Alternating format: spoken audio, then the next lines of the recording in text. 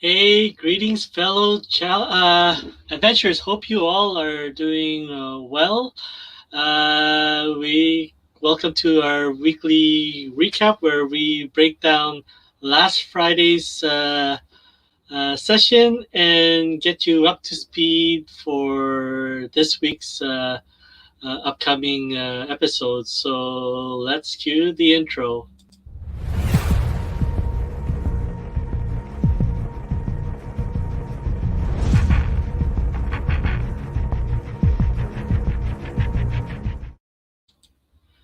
All right. Welcome once again. If you are watching this live, please hashtag live in the in the comments. If you're watching this right after, hashtag replays. So, wow, last week was really really crazy, especially where we left off on a mission where my fellow teammate Yuna, played by KitKat, was upset on what has happened to her forest, her jungle. That I think she set out ahead of our party to infiltrate a village. No, sorry, a wooden fort that has claimed the surrounding woodland to build this fortification. So, yeah, it was quite an event on last week, especially the first hour and a half of it was basically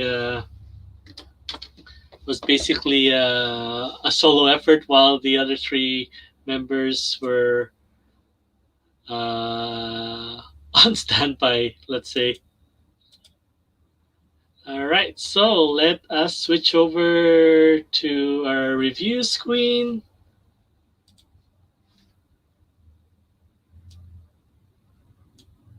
All right, and apologize on episode 2. I realized what has happened where I wasn't able to get any audio feedback. That is because I didn't share audio through the platform I'm using, which is StreamYard.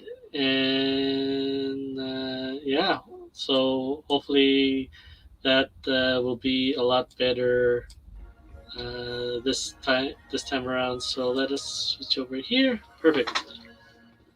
Okay, so once again, thank you so much for joining. Let me see what is going on here. All right. So yeah, last Friday,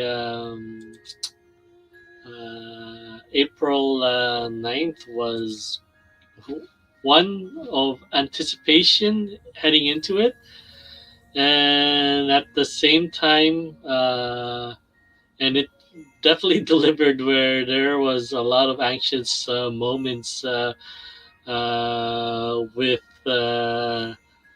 Yuna, the once jungle guardian, to now Yuna, the guardian assassin. So let us don't want to get too much to spoilers, but yeah, that definitely that anticipation heading to last Friday was well worth it, and congratulations to KitKat for delivering those tense moments at the expense of her anxiety.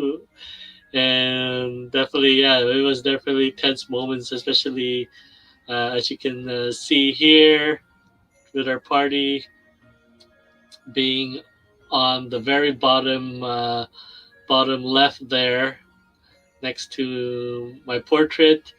Definitely just awaiting on the result, on where she went and and just basically being on standby on if anything comes out, if she gets discovered. So, and let's say that after this 5 hour session, we definitely left on a cliffhanger. So definitely stay tuned this coming Friday at I believe we're gonna move it. I'm gonna move it up to 4:15. Even though me and the party meet up at 4, a lot of it's gonna be more of a discussion. So next Friday, definitely catch us live at 4:15 p.m. PST to 9:15. So on to the review. Without further ado, yeah, it was definitely a tense moment. We had Yuna definitely infiltrate the wooden fort here. It's in the evening, so as you can see now with the yellow areas, that's what is being lit up by torches, by fire camps, by bonfires. So that is definitely the area that's lit up. Unfortunately, to Yuna's. Sorry, how why am I? I apologize from Yuna's point. She could only see within that circle around her, where she is basically up there on the top left of the map. And but she did have an advantage with her, that she has basically mastered illusions, so she was mostly invisible through this entire session of our gameplay. What would have broke her illusion is being discovered, being lost her illusion spell, and definitely executing on the said assassination of the chieftain in this campaign. So, so let's fast forward now. She's anticipating infiltrating the fort. With what you see where the light is shining, what is ahead of her is the wooden wall of this fort. So she is hoping to definitely climb over here. Let's fast forward. See. So yeah. So basically, well, now she reached. She's doing her best to uh, get as far away from the light as possible. So well played.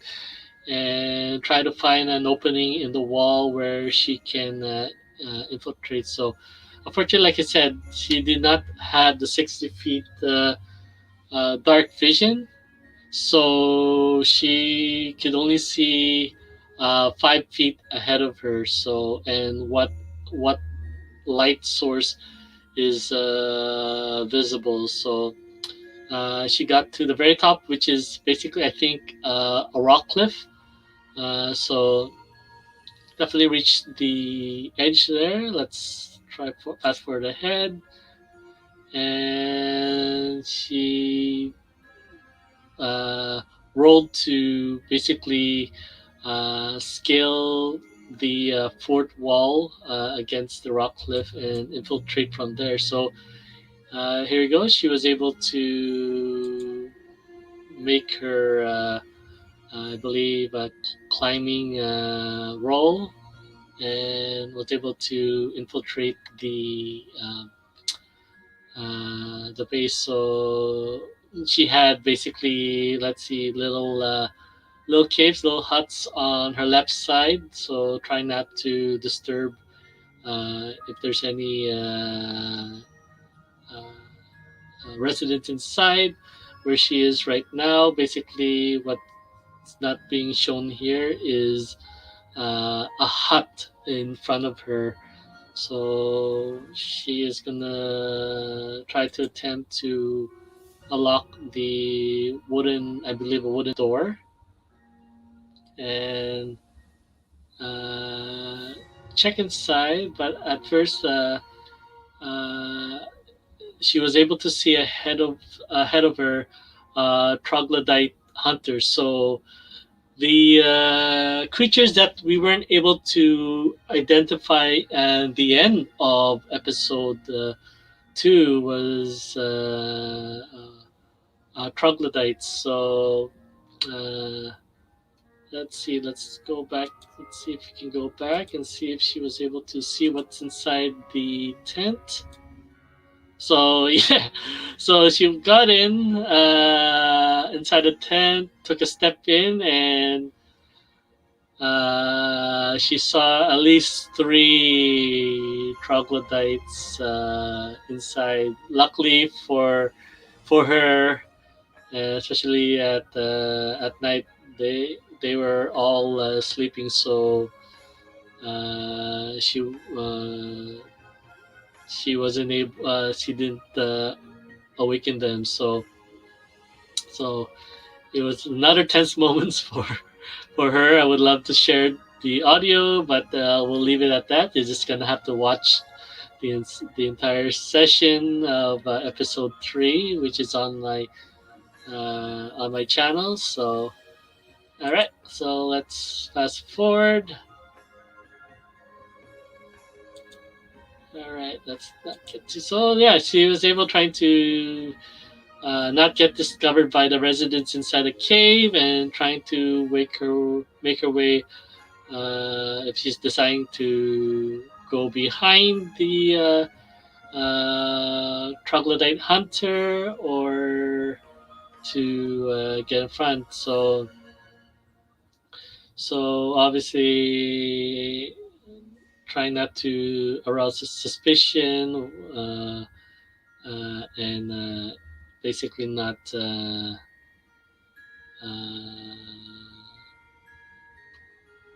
break her illusion by attacking any of the residents right now. Her main mission was to get in, kill the chieftain with the Bane, I believe Bane Moss poison that my character somewhat was able to make. Still unsure if the effect of it will work or not, but we will find out soon enough. So, what Yuna decided to do here was, and once again, she is played by a wonderful gamer KitKat. You can check out her Twitch channel. I think it's Kit Kat Cutie Girl. So check that out. And yeah, she basically wanted uh, spot three more troglodytes on the campfire in front of the entrance. Uh, and then yeah, she basically did not want to take the entrance, which was next to the troglodyte above. So she went in front, around, hopefully to get to the back side, and which this big uh, spot in the middle was basically, I believe, the head the head hut of, or the largest encampment in front of in this fort. So she basically wanted to go around. She spotted more troglodytes with uh, basically a pit here of I believe it was we will see soon enough, but a pit of animals enclosed here. So and there was a river up ahead, or a lake, where one of the troglodytes was patrolling, pacing back and forth over the wooden bridge there. So a couple of possible entry points that she had. So I believe she did take the one that was above her, and we'll forward. Let's see if we can fast forward there, which she was able to make her sleight of hand check and enter the premises. And luckily, yeah, okay. So those creatures that were in the pit were monitor lizards. So there was another one that was inside the main hut here, the largest one. And luckily, where all of them were sleeping, she maintained her camouflage, her invisibility spell, and was able to. And luckily, at the same time, this being her favorite terrain, basically she left no tracks and made no sound while she searched the main uh,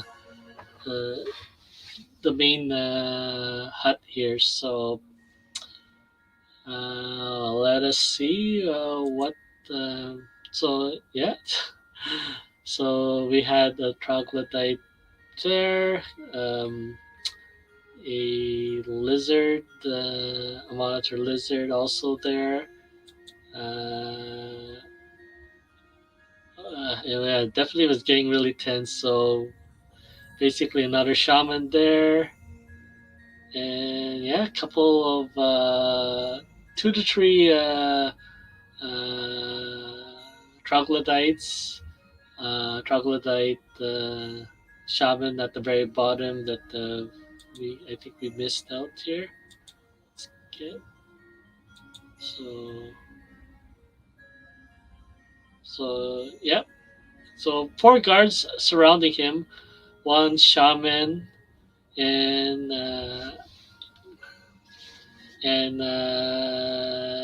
yeah, it's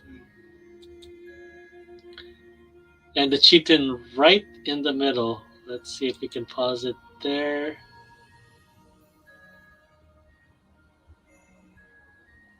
So we had the chieftain right in the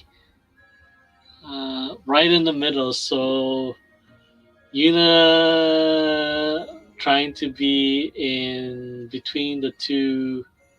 I believe the guard and the shaman wanted to basically uh, use her dagger uh, coated with the poison that Jade Wind was able to create in episode 2, hoping that this will work. So basically, yeah, it was, I believe, the first attempt. Obviously, we will see if it works. Yuna did want to check that door above uh, as her quick uh, getaway, if if anything uh, turns out not in her favor when she plans to execute this action. So we did have quite a lengthy conversation during this part, but she did try to check out the door here, but then didn't roll too well. But luckily, the guard, who was having a bad day because I believe it was raining and miserable, the weather was not very well. So, to his disadvantage of being a grumpy troglodyte hunter, he just basically ended up closing the wooden door and just went about his miserable patrols. So luckily, yeah, once again, luckily, Yuna was able to dodge a bullet there. So definitely that wasn't uh, an option for her to go that route. So, but once again, now we had to execute. She had to execute the action. Would have break her illusion briefly, and hoping to recast it right after. But then at the same time, definitely did not want to get wake up the sleeping residents inside this main camp. So let's see. So let's see. Let's see. Let's fast forward. And does she succeed? So got quite a bit of, let's see, 6 minutes of uh, contemplating what our action route. Oh, more than 6 minutes. So I do have high praise and respect for KitKat for soloing this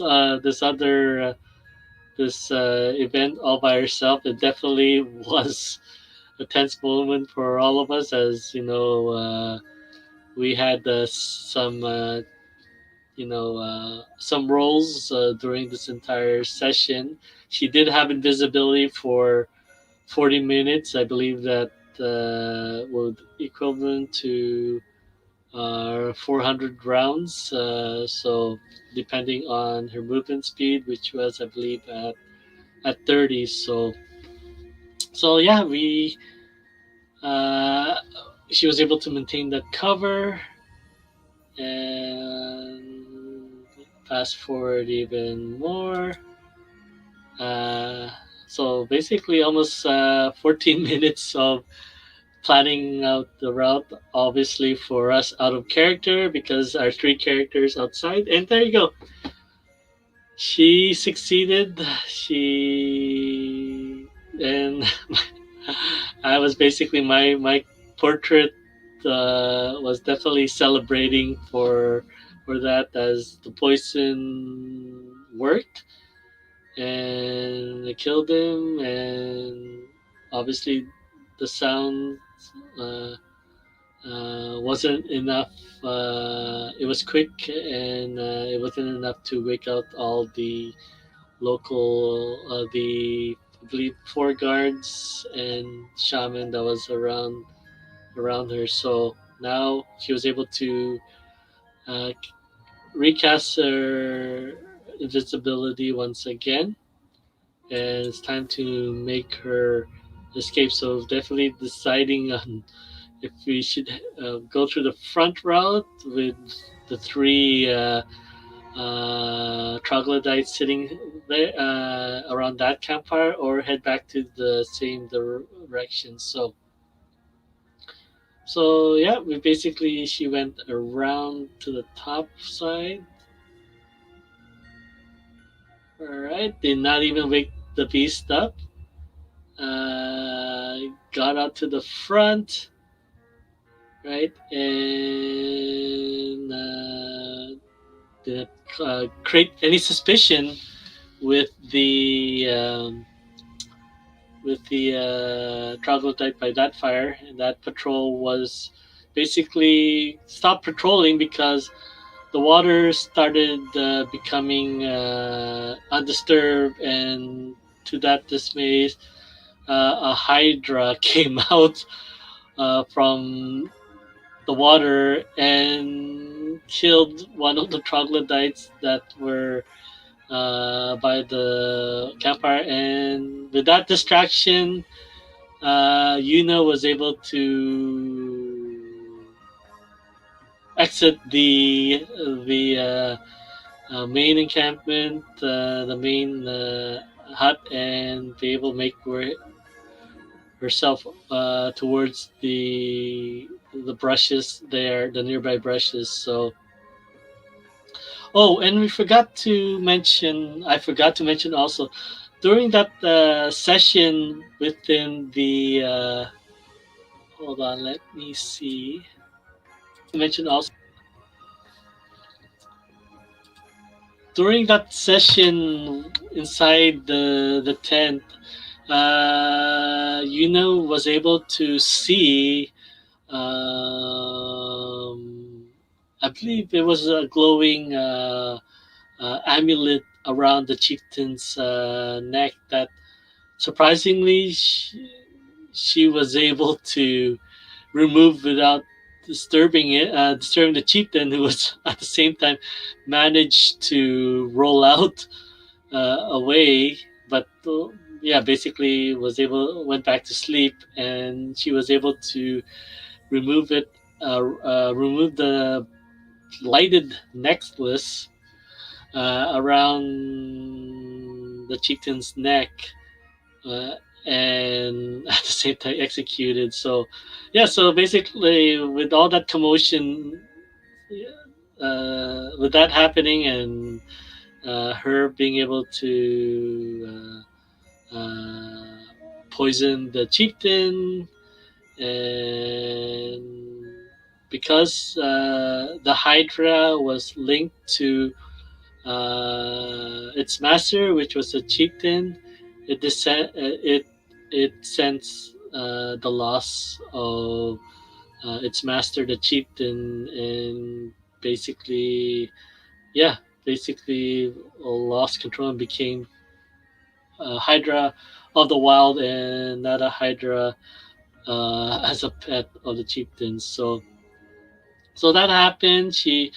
Yuna was able to come in, infiltrate the fort, and come out unscathed, with the three of us just basically, yeah, just in awe of what just like occurred. I think the only thing that we were able to hear was the sudden commotion of the Hydra, and all the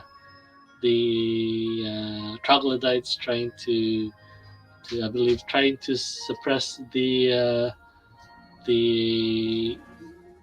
creature. So yeah, yeah, she brought out the amulet as well, which now my character Jade Wind is now wearing. So we'll see if it does have a long term effect. But what the amulet does is increase my constitution, gives me a +1 to, I believe, natural armor at the expense of me uh, uh, weakening of my magic abilities, which I don't have, or I don't utilize at this point. So I took that. So, but hopefully we'll see. Just having this lighted necklace around my neck doesn't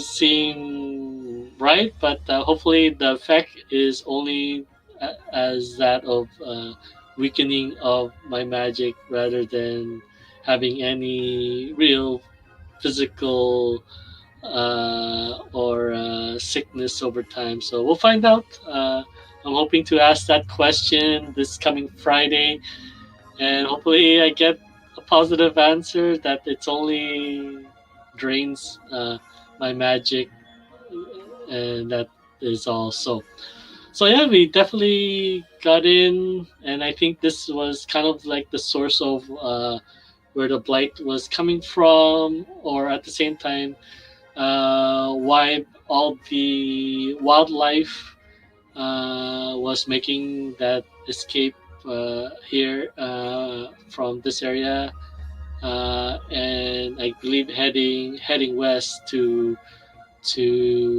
escape these troglodytes who were cutting down all the trees um, in this jungle. So basically, our crew decided at this point to head back to the hunter's cabin. I really do need to have a list of names here. So head basically decided to head back to Lysander, the hunter, and make our checkpoint there. Hopefully, to head back to Elsgard to report our findings, uh, our blight findings to the council. So let's fast forward here. We made our valiant escape from the uprise in the fort, and I think what uh, our DM mentioned, when a leader falls, then all of them will kind of battle each other to vie for power for leadership of the kin. So we'll see if we're gonna travel back to the fort and see what's left and see if we can find out more stuff on it. So we made our valiant escape and made our way. So on the top of that top there, it's the. Oops, let's head back. So the top here is where the fort is, right in the middle of the map, or to the very right. And we're heading back to the hunter's cabin, which is marked in the yellow box there. So let us fast forward and so we had basically almost 20 minutes in between. So be aware of that between the 2 hour mark and the 2:20 mark, because we needed to update the map because I think this is what you saw last time in episode 2. Let's see. Yeah, this is what you guys saw in episode 2, the hunter's cabin with Lysander as the checkpoint guard, but and at the 2:21 mark, when we got back to the troglodyte fort, we discovered the the hunter's cabin was destroyed, especially with a large hole in the wall there, where basically the dining or the dinner table was. I believe that was where the entry point was happened. And yeah, basically we cautiously looked around the area, hoping not to if what has caused this was still in the area. So we were able to cautiously enter the cabin to see if Lysander was is still there, if he is okay. Fortunately, there's much destruction here, and we did see trails of blood, and we also surprisingly saw uh, cobwebs, and I believe it was blue blighted cobwebs that was seen in various part of this this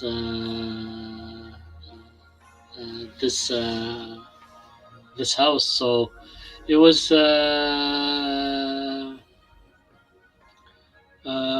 I Jade Wind was able to roll well and saw that the blood was pretty much only probably less than an hours old. So we did not see the hunters. So you know we believe what happened here or what took the hunter.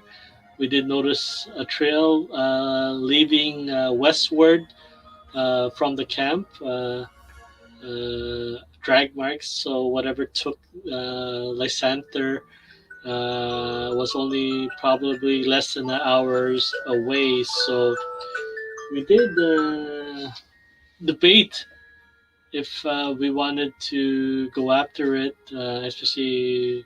I mean, especially what Yuna experienced, and I mean, three of us were fresh and ready to go, but I know that Gina had quite a experience, and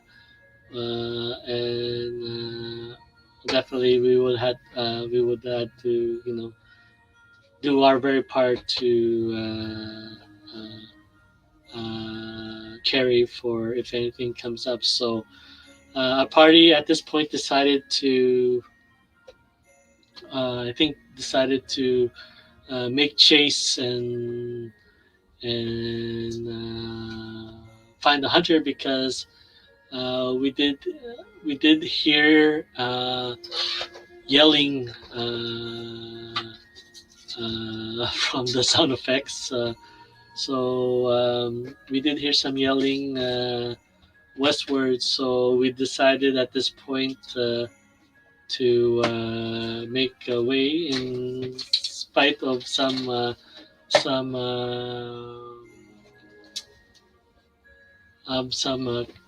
comments or some opinions from other party members, deciding that this is what you sign up for, to be being out here alone in the jungle, that there is a chance of being surprised. But obviously we the group finally decided that we need to make to save them, especially the hospitality that the censor has shown us on our very first trip here before we went to the troglodyte fort. That it's only in kind that we try at best. Hopefully, he's still alive to rescue him at best as we can. So our group decided to make chase and follow the tracks, follow I guess the blood or the trails that towards where they were leading to heading westwards. So let's fast forward to where we are. So we ended up. So this is the 235 point of our campaign, and we made our way at the 253 point to uh, to uh, to a cavern, to a cave. Uh, at really, I believe, 4 day hustle. So unfortunately, all of us were fatigued at this point. We got here really fast, but now because of our exhaustion, our fatigue, we decided that it wouldn't best to proceed at this point, especially what my character Jade Wind was experiencing, I believe, in episode one, when he didn't have his, he wasn't able to purchase a hot weather gear during one of our travels where the temperature was really hot and I believe humid. So yeah, my character was fatigued, exhausted, and didn't I wasn't able to do much damage when we were, I think, uh, attacking either, I believe, ants, and with four of us all being fatigued, we decided at this point to make camp outside of the cave and hopefully be able to remove, be well rested to engage. So we took, I believe, an 8 hour rest. Let's see. Fast forward.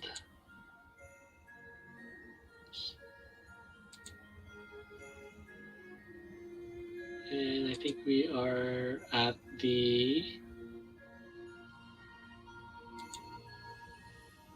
Okay, so roughly around the 325 mark, where we started deciding of, or let's say our 3 331 mark, where we decided once again, uh, not to learn from our experience from campaign one, to head into to scout ahead it once again. So yeah, to bring you up to speed, we all in campaign one, we experienced a TPK where all four of us died in a session, and basically this campaign two now is basically a parallel universe, uh, where our old characters in Kappa One, are still alive, but basically are not um, are not part of this. Are not the ones who decided to do these quests. So they're living their lives doing other things. So yeah, basically we decided to scout ahead. Uh, Jade Wind and Quintus had dark vision. Yuna was able to cast invisibility through her illusions uh, on both parties, to the dismay of Evie, who definitely disapprove of this action. And at this point, uh, especially what happened last Friday, I would definitely agree with her. So it's like, now I was like, at this point, I don't even realize why we went ahead, especially when we're trying to catch up to the hunter, especially having an 8 hour rest to remove our fatigue condition. That we should all go in, but let's just say, things happen in a moment. We decide to scout ahead, find out, especially Yuna's able to maintain. It would have been a lot of spell uh, to make for all four of us invisible. So, but right now we uh, Jade Wind and Quintus went up ahead and scout as far as they can, following the tracks, definitely not looking around, just following the tracks of the drag marks or the blood that the the hunter has made. And yep, let's fast forward once again. We got to this point, and tidbits. Let's pause it here. Tidbits. This section of the map is where Crystal's campaign one character, who once again Crystal's playing Quintus on this second campaign, second time around. This is where he died and basically was resurrected once again, I believe, through his deity. So this little section of the map here, where I am standing, where Quintus is standing, has a very significant history, especially from campaign one. So basically, I wanted to play the role of observant and definitely trying to look more, being more observant with the area, but nothing happens. So let's move forward. So I didn't see anything up ahead across the water. So let's scout ahead. So at this point, crossing these first set of webs at by the staircase was okay, but crossing the second set of webs, um, my character wasn't able to. Jade Wind was able to make his roll, and he lost his invisibility because the web was able to absorb the magic that Yuna casted, and basically absorb the the magic around Jade Wind, and he lost his invisibility. So at this point, we definitely had. Luckily, we had no lights or anything, source anything. But definitely, we definitely were not at a good advantage here, and we did, like I said, with our dark vision, we were able to find the Santer up ahead, wrapped in a cocoon within the webbing, and basically Quintus at this point. Quintus at this point advanced ahead while because he was still able to maintain invisibility, while my character stood in the corner. So Quintus was able to definitely look around, make sure that there's no disturb. There's no uh, at this point we believe what setting these webs are spiders, and especially with them being I believe, I'm not sure if they're glowing blue, but they are blue, and that they absorb magic that you know that we don't awaken what captured the center, and hopefully free him from there. So Quintus made his way back to me. The center was still alive and breathing, just but unconscious, probably at, at the expense of a loss of blood during his ordeal in the cabin, and I believe especially on his being dragged to these caverns. So uh, yeah, let's not look at that part. That was basically a campaign one character that our DM was basically, let's say, just trying to terrify us with. But let's say that that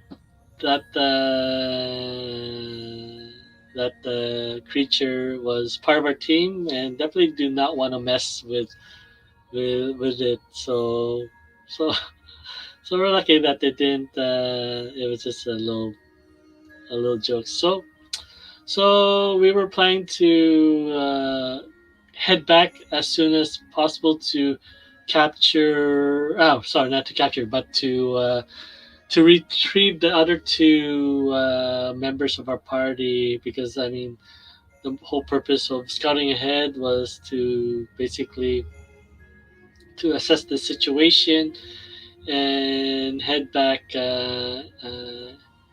out. And basically limit our time in the cave, and also at the same time to definitely know what we're dealing with. Luckily, we didn't experience any spiders at the session, but for some reason, instead of crossing these webbings once again,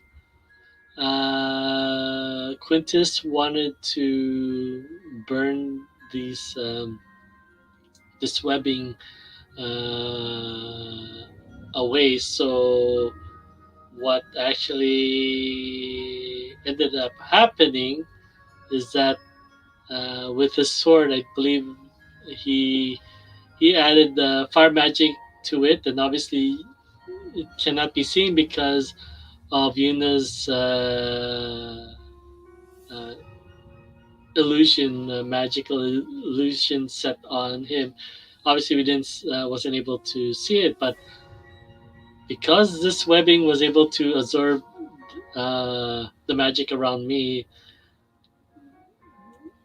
obviously touching them, regardless if it's a flaming sword, it absorbed the magic around around Quintus, around the sword, wrapped around the webbing wrapped around the sword. Now the sword basically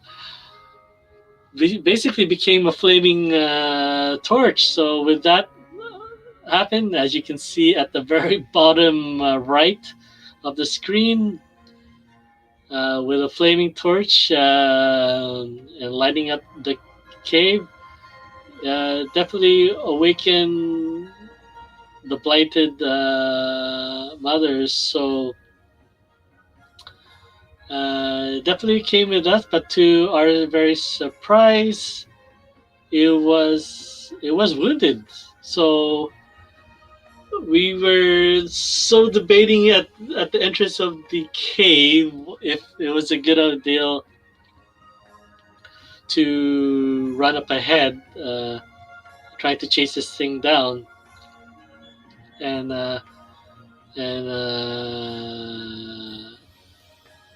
and getting the fatigue effect.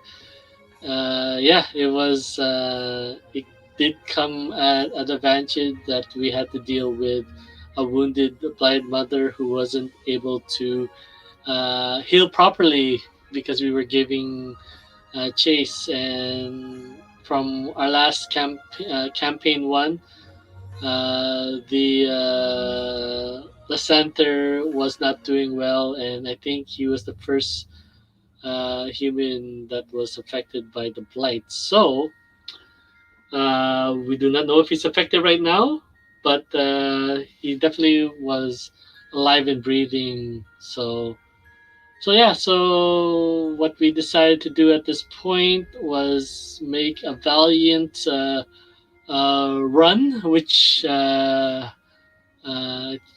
think tripled our movement speed. So mine was, I believe, 40, which made it 120 feet, and Quintus was 25, so he had 50 feet of movement. So that's as far as he went.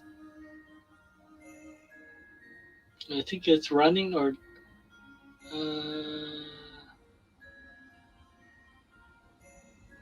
yeah, I think uh, 50 feet of movement, but oh no, triple. So he had 75 feet of movement. So let's say he got up to 70, another 75, so he was able to get up to, let's fast forward to that creature. And definitely it was my turn, so I had 120 feet of movement. And I don't know why I was using my. Let's see. Uh, 40. I think, yeah, let's see. 40, 40, 60.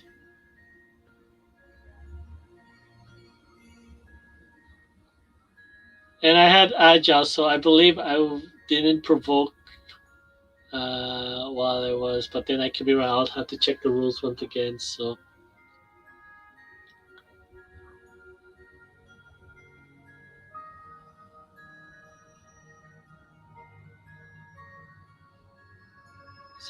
I'm trying my best to do the math here because I ran out of space on my map and I had to let go. But let us see. My first action, I think I was able to move out that far on my first move. I'm trying to remember. I'll have to watch the video once again. At the same time, at that point, I tried yelling out as my action across the hallway. Hopefully, that could have gone badly and awakened the creatures. But at this point, with Quintus now being behind Jade Wind, with surrounded by probably possibly the six same spiders that surrounded and killed our campaign one character Magmars. That at this point, the most important thing was to draw attention to the other two, so that they can start making their way into the cave. Obviously, they didn't know where to go, so I'm hoping to catch up with them. Jademan was hoping to catch up with them midpoint, and at the same time, both not having dark vision, they would have to have uh, a torch with them. So let's fast forward. So the other two were making their way. Let's see. Oops. Evie and Yuna was able to get that far into.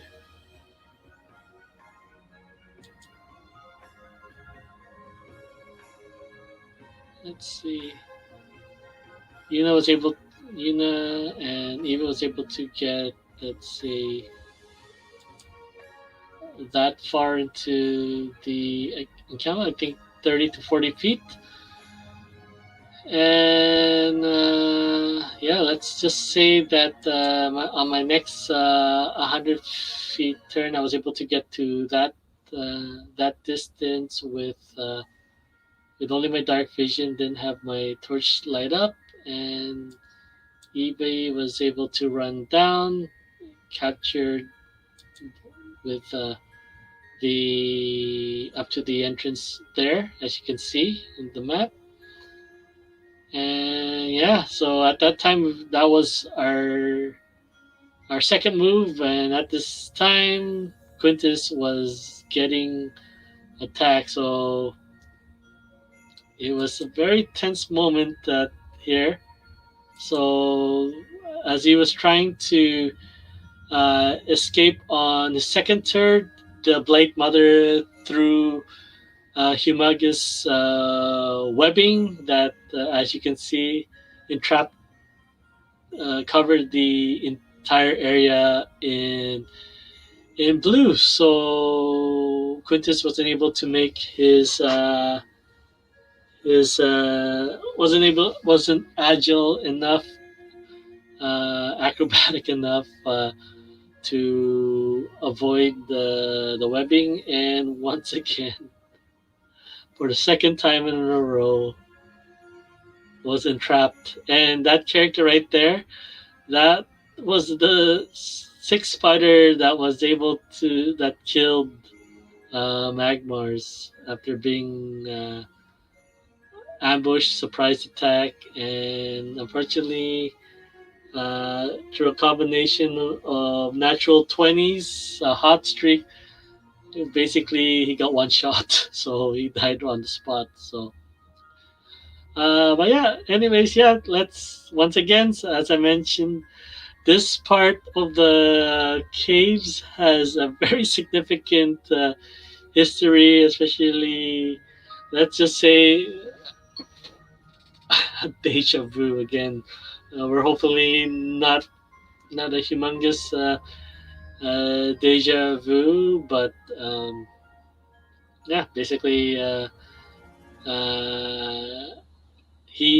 Quintus, Crystal's character, is basically facing possible death with a blighted mother, taking his shots. The five other spiders on standby because the mother's there, so they didn't take any action.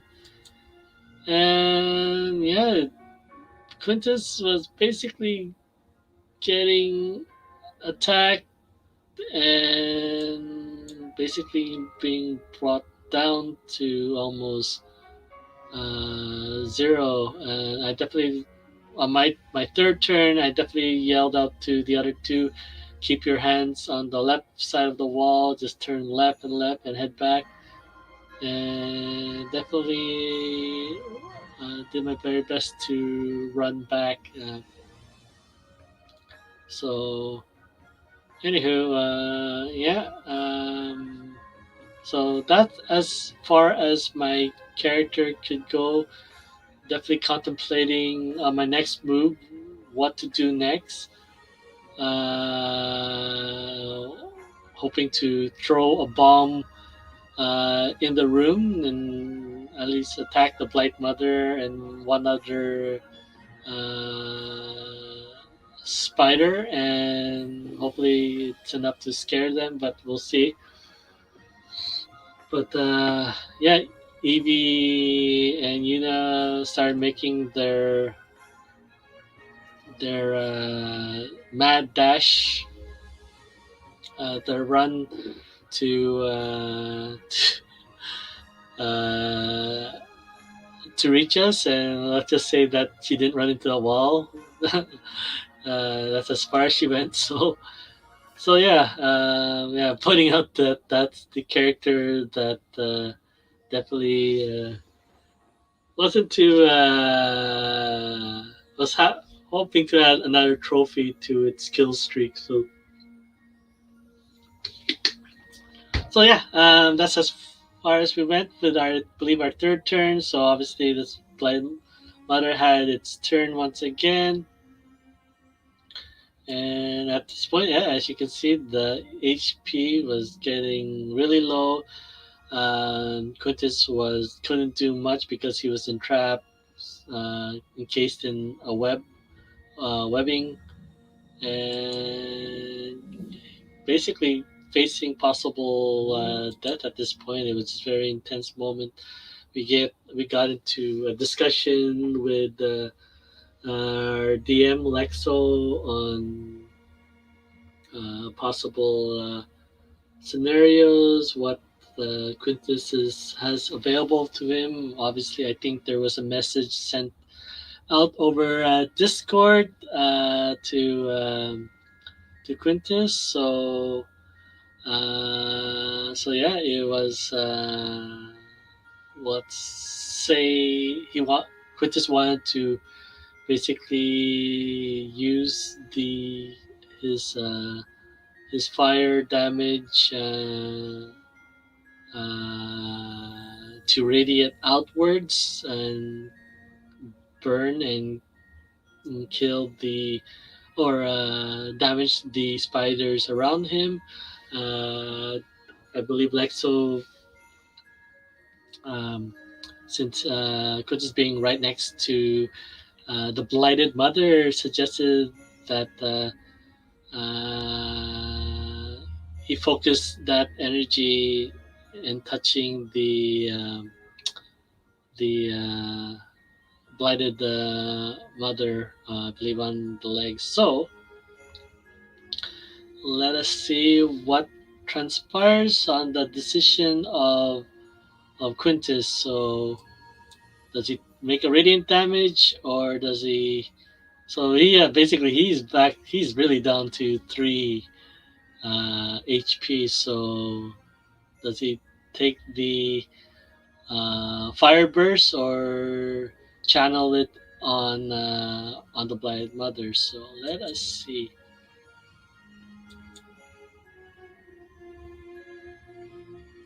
And to our much dismay, he chose to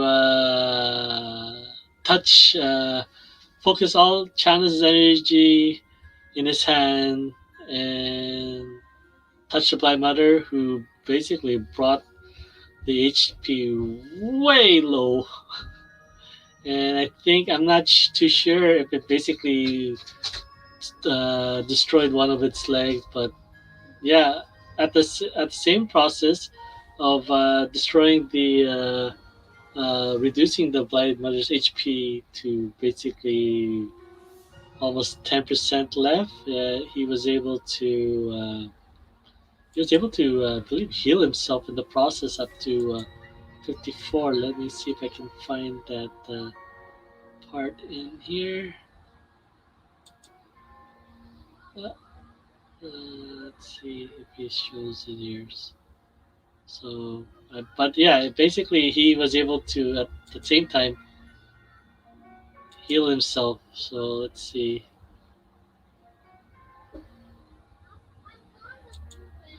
If I can get that.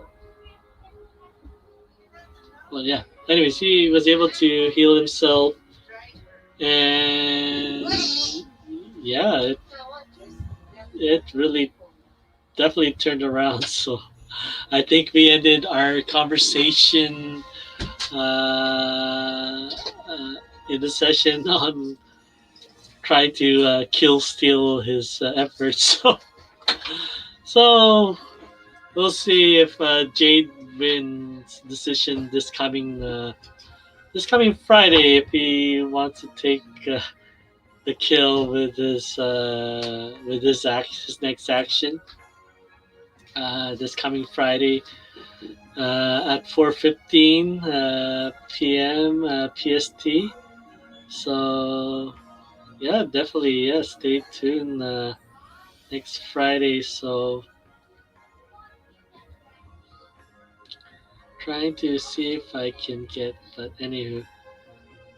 So yeah, so that is where the session has ended through Quintus' backstory, through the power of his deity. He was definitely once again empowered again, channeled his energy through being close to near death with only 3 hit points left. He was able his power got was amplified even more, and he basically closely one-shotted the Blight Mother with that one fire touch spell. So yeah, once again, thank you so much for uh, for uh, for watching this replay with me.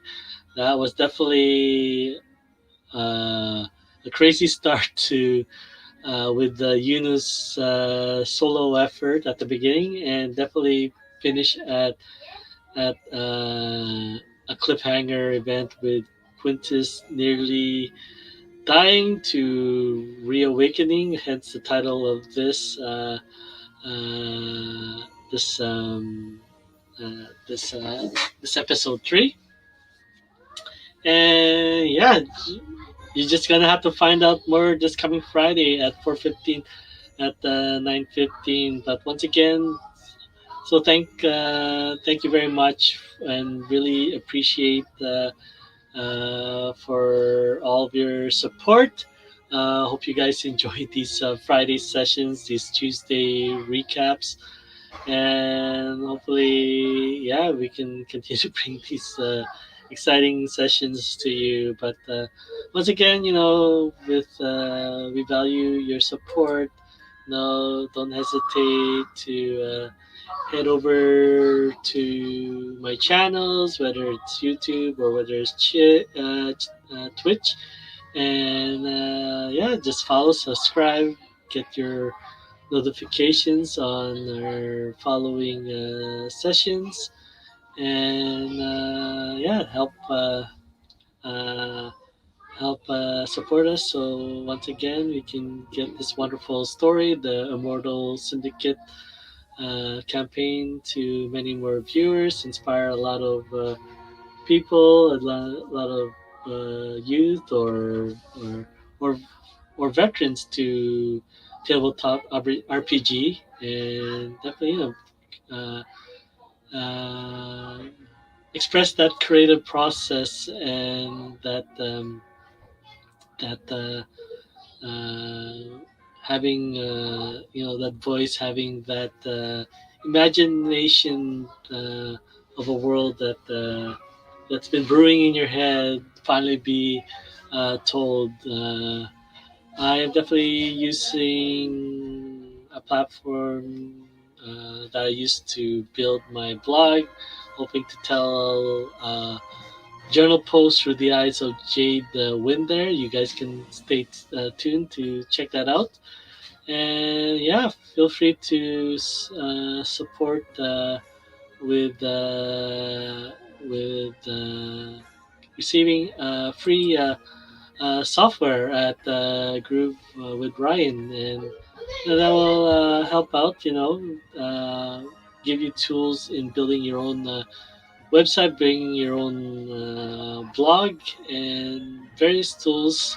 13 different tools that you can use for free, no credit card needed, to start building,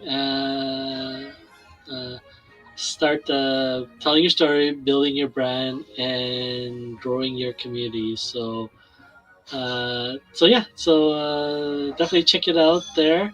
Definitely after this, I rolled the outro. I'll at the same time uh, uh, show short film. Hopefully, should have got that. Definitely got that ready for you. Uh, let's sign in here. My apologies, but yeah. So yeah, I hope you guys enjoyed that. It was definitely a crazy session there, and let's see. Let's definitely get that.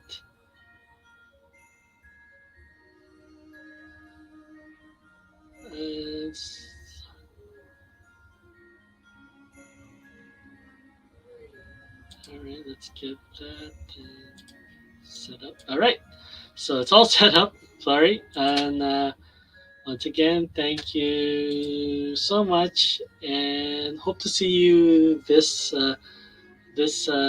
coming Friday at 4:15 p.m. PST. All right, take good care and keep adventuring.